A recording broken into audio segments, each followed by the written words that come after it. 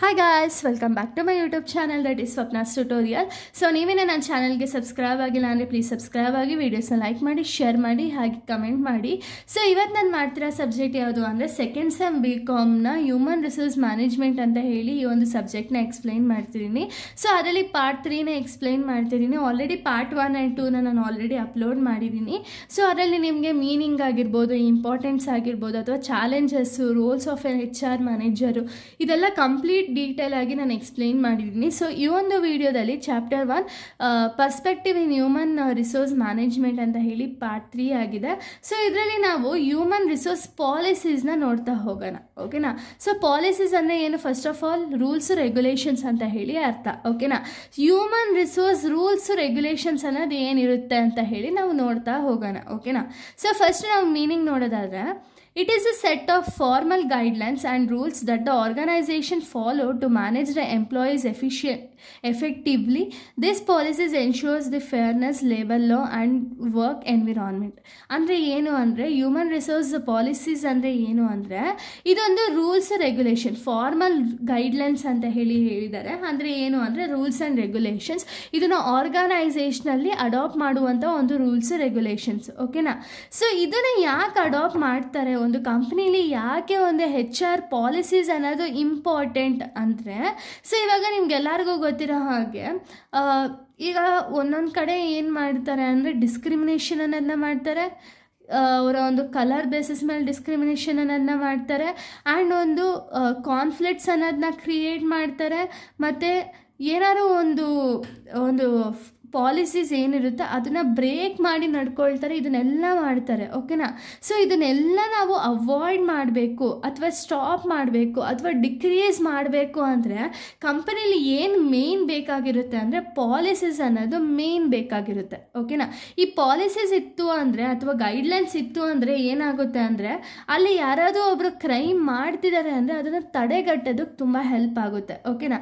So ಏನು ಅಂದರೆ ಇವಾಗ ಲೇಬರ್ ಲಾ ಇರುತ್ತೆ. ಲೇಬರ್ ಲಾ ಏನಾದ್ರು ಕಂಪ್ನಿ ಏನಾದ್ರು ಎಂಪ್ಲಾಯೀಸ್ ಏನಾದ್ರು ರಿಲೇಟೆಡ್ ಟು ಕಂಪನಿ ಪರವಾಗಿಲ್ಲ ಅಂದರೆ ಅವಾಗ ಏನು ಮಾಡ್ತಾರೆ ಅಂದರೆ ಸ್ಟ್ರಿಕ್ಟ್ ಆ್ಯಕ್ಷನ್ಸನ್ನು ತೊಗೋಬೋದು, ಅದನ್ನ ಟರ್ಮಿನೇಷನ್ ಅನ್ನೋದನ್ನ ಮಾಡ್ಬೋದು.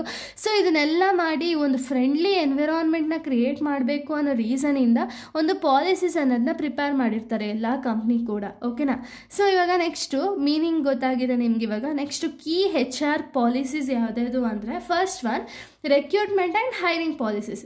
ರೆಕ್ರೂಟ್ಮೆಂಟ್ ಆ್ಯಂಡ್ ಹೈರಿಂಗ್ ಪಾಲಿಸೀಸಲ್ಲಿ ಸಬ್ ಪಾಯಿಂಟ್ಸ್ ಇದೆ. ಏನೇನು ಅಂದರೆ define the process of hiring new employees. So ನಿಮ್ಗೆ ನಾನು ಆಗಲೇ ಹೇಳ್ದಂಗೆ ರೆಕ್ರೂಟಿಂಗ್ ಮತ್ತು ಹೈರಿಂಗ್ ಅಂದರೆ ಏನು ಅಂದರೆ ನ್ಯೂ ಎಂಪ್ಲಾಯಿನ ಹೈರ್ ಮಾಡ್ಕೊಳ್ಳೋದು ಅಥವಾ ಒಂದು ಆರ್ಗನೈಸೇಷನಲ್ಲಿ ಕ್ಯಾಂಡಿಡೇಟ್ಸ್ನ ಎಂಪ್ಲಾಯೀಸ್ ಆಗಿ ಕನ್ವರ್ಟ್ ಮಾಡ್ಕೊಳ್ಳೋದು. ಓಕೆನಾ? Next ensures the fair selection based on the skills and qualification.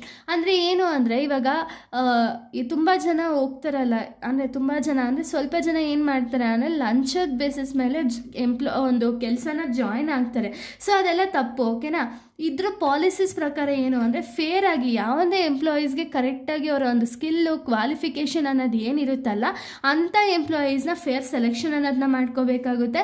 Next includes background cheques and procedures. ಇವಾಗ ತುಂಬ ಜನ ಎಕ್ಸ್ಪೀರಿಯನ್ಸ್ ಅಂತ ಹೇಳ್ತಾರಲ್ಲ, ಆ ಎಕ್ಸ್ಪೀರಿಯನ್ಸ್ ಪರ್ಸನ್ಸ್ನ ಕಂಪ್ನಿ ಏನು ಮಾಡ್ತಾರೆ ಅಂದರೆ ಅವರ ಒಂದು ಬ್ಯಾಕ್ಗ್ರೌಂಡ್ ಆಗಿರ್ಬೋದು ಅಥವಾ ಒಂದು ಪಾಸ್ಟ್ ಕಂಪ್ನಿ ಪರ್ಫಾರ್ಮೆನ್ಸ್ ಹೇಗಿತ್ತು ಎಲ್ಲನೂ ಕೂಡ ಚೆಕ್ ಮಾಡ್ತಾರೆ. ಇದು ರೆಕ್ರೂಟ್ಮೆಂಟ್ ಪಾಲಿಸೀಸು.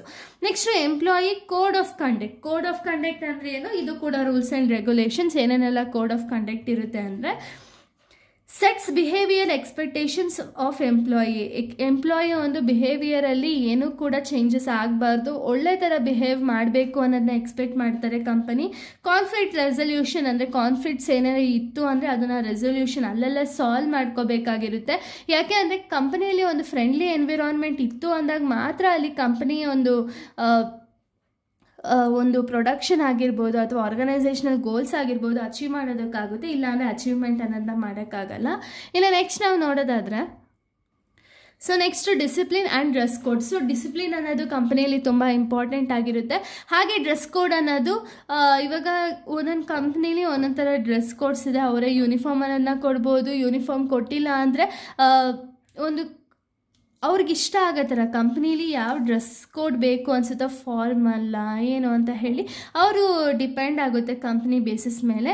ಇನ್ನು ಥರ್ಡ್ ಪಾಯಿಂಟ್ ಬಂದುಬಿಟ್ಟು attendance and leave policy. Attendance and leave ಪಾಲಿಸಿಲಿ ಏನೇನೆಲ್ಲ ಪಾಯಿಂಟ್ಸ್ ಇದೆ ಅಂದರೆ covers working hours, break times and overtime rule. So working hours ಎಷ್ಟಿರಬೇಕು ಒಬ್ಬ ಪರ್ಸನ್ಗೆ, ಬ್ರೇಕ್ ಟೈಮ್ ಎಷ್ಟು ತಗೋಬೇಕು, ಅಥವಾ ಓವರ್ ಟೈಮ್ ವರ್ಕ್ ಮಾಡಿದ್ರೆ ಏನೇನೆಲ್ಲ ರೂಲ್ಸ್ ಇದೆ ಅಂತ ಹೇಳಿ ಡಿಫೈನ್ ಆಗುತ್ತೆ. ಮತ್ತು defines the types of leaves. So types of leaves ಯಾವ್ದಾದಿದೆ, ಇವಾಗ ಸಿಕ್ ಲೀವ್ ಆಗಿರ್ಬೋದು, ಅಥವಾ ವರ್ಜಿನಲ್ ಇವಾಗ ಅಂದರೆ ಗೌರ್ಮೆಂಟ್ ಹಾಲಿಡೇಸ್ ಆಗಿರ್ಬೋದು, ಅದರದ್ದು ಲೀವ್ಸ್ ಎಷ್ಟಿದೆ ಅಂತ ಹೇಳಿ ಎಲ್ಲ ಲೀವ್ಸ್ದೆಲ್ಲ ಇಲ್ಲಿ ಕಂಪ್ಲೀಟ್ ಪಾಲಿಸೀಸ್ ಅನ್ನೋದಿರುತ್ತೆ. ನೆಕ್ಸ್ಟ್ ಪರ್ಫಾರ್ಮೆನ್ಸ್ ಮ್ಯಾನೇಜ್ಮೆಂಟ್ ಪಾಲಿಸೀಸ್ ಅಂದರೆ ಏನು ಅಂದರೆ ಒಬ್ಬ ಪರ್ಸನ್ದು ಪರ್ಫಾರ್ಮೆನ್ಸ್ ಯಾವ ರೀತಿ ಇರುತ್ತೆ ಅಂತ ಹೇಳಿ ಅವರು ಮ್ಯಾನೇಜ್ ಮಾಡ್ತಾ ಹೋಗ್ತಾರೆ. ಅದರಲ್ಲಿ ಪಾಯಿಂಟ್ಸ್ ಬಂದುಬಿಟ್ಟು ಡಿಫೆನ್ಸ್ ಅಪ್ರೈಸಲ್. ಸೊ ಅಪ್ರೈಸಲ್ ಅನ್ನೋದನ್ನ ಮಾಡ್ತಾರೆ. ರಿವಾರ್ಡ್ ಆ್ಯಂಡ್ ಫೀಡ್ಬ್ಯಾಕ್ ಸ್ಟ್ರಾಟಜಿ ಅಥವಾ ಸಿಸ್ಟಮ್ಸ್ ಅನ್ನೋದಿರುತ್ತೆ. ಚೆನ್ನಾಗಿ ಕೆಲಸ ಮಾಡಿದ್ರು ಅಂದರೆ ಅವ್ರಿಗೆ ಬೋನಸ್ಸು, ಇನ್ಸೆಂಟಿವ್ಸು ಅಥವಾ ಒಂದು ಹೈಕ್ ಮಾಡೋದಾಗಿರ್ಬೋದು, ಇದನ್ನೆಲ್ಲ ಮಾಡ್ತಾರೆ. Next includes promotionals and rewards. So promotions ಅನ್ನೋದನ್ನ ಮಾಡ್ತಾರೆ ಆ್ಯಂಡ್ ರಿವಾರ್ಡ್ಸ್ ಅನ್ನೋದನ್ನ ಕೊಡ್ತಾರೆ. ಸೊ ಇಷ್ಟು ಕೂಡ ಒಂದು ಪರ್ಫಾರ್ಮೆನ್ಸ್ ಮ್ಯಾನೇಜ್ಮೆಂಟ್ ಪಾಲಿಸಿ ಆಗಿದೆ. ಇನ್ನು ನೆಕ್ಸ್ಟು ಕಾಂಪನ್ಸೇಷನ್ ಆ್ಯಂಡ್ ಬೆನಿಫಿಟ್ಸ್ ಪಾಲಿಸೀಸಲ್ಲಿ ಅದರ್ ಸಬ್ ಪಾಯಿಂಟ್ಸ್ ಯಾವುದಾದ್ರು ಅಂದರೆ details, salary and bonus incentives. ನಾನು ಆಗಲೇ ಹೇಳಿದಾಗೆ ಪರ್ಫಾರ್ಮೆನ್ಸ್ ಅನ್ನೋದು ಚೆನ್ನಾಗಿತ್ತು ಅಂದರೆ ಕಂಪನಿಯಲ್ಲಿ ಅವರು ಏನು ಮಾಡ್ತಾರೆ ಅಂದರೆ ಸ್ಯಾಲ್ರಿ ಹೈಕ್ ಮಾಡ್ತಾರೆ, ಬೋನಸ್ ಅನ್ನೋದು ಜಾಸ್ತಿ ಮಾಡ್ತಾರೆ, ಬೋನಸ್ ಅನ್ನೋದನ್ನ ಎಕ್ಸಸ್ ಕೊಡ್ತಾರೆ. Next covers health and insurance benefits, ಇದನ್ನೆಲ್ಲ ಕವರ್ ಆಗ್ತಾ ಹೋಗುತ್ತೆ. ಎಕ್ಸ್ಟ್ರಾ ಬೆನಿಫಿಟ್ಸ್ ಅಂತ ಹೇಳಿ ಇದನ್ನೆಲ್ಲ ಕೊಡ್ತಾರೆ.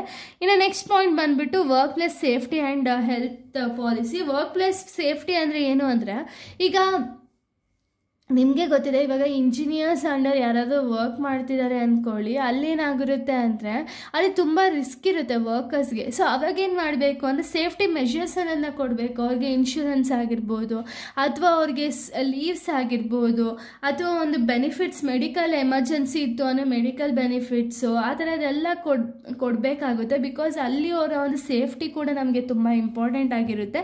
ಸೊ ಇಲ್ಲಿ ನೋಡಿ, ಆಕ್ಯುಪೇಷನಲ್ ಸೇಫ್ಟಿ ಲಾ ಪ್ರಕಾರ ಇವ್ರಿಗೆ medical benefits, emergency benefits, insurance ಇದನ್ನೆಲ್ಲ ಕೊಡಬೇಕಾಗಿರುತ್ತೆ. ಇನ್ನು next anti discrimination and harassment policies ಅಂದರೆ ಸೊ ಇದರಲ್ಲಿ ಯಾವ್ಯಾವೆಲ್ಲ ಪಾಯಿಂಟ್ಸ್ ಕವರ್ ಆಗಿರುತ್ತೆ ಅಂದರೆ ensures the work place free from discrimination. ಅಂದರೆ ನಾನು ಆಗಲೇ ಹೇಳ್ದಂಗೆ